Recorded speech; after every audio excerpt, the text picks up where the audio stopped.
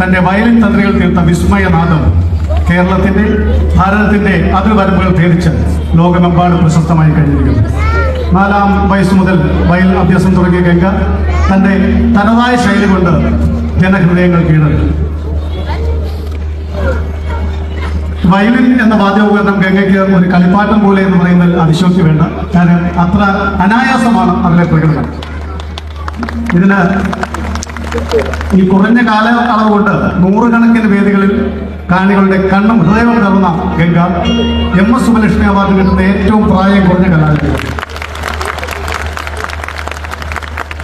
ഗംഗ തന്റെ വയലിൻ തന്ത്രികൾ മീട്ടുമ്പോൾ ആ മുഖത്ത് വിരിയുന്ന ഭംഗിയുള്ള ഭാവങ്ങൾ വാദനത്തിന്റെ ലയം പോലെ തന്നെ നമ്മുടെ മനവും ഉണർത്തിക്കുന്നു. ഇനി ഈ തന്ത്രികൾ ഒഴിവെടുത്ത ഗംഗയിൽ നമുക്ക് മുങ്ങി നീരാടാം. ഒരിക്കൽ കൂടി ഏവർക്കും സുസ്വാഗതം. ഞങ്ങൾ ആരംഭിക്കട്ടെ. ഗംഗ തരംഗം.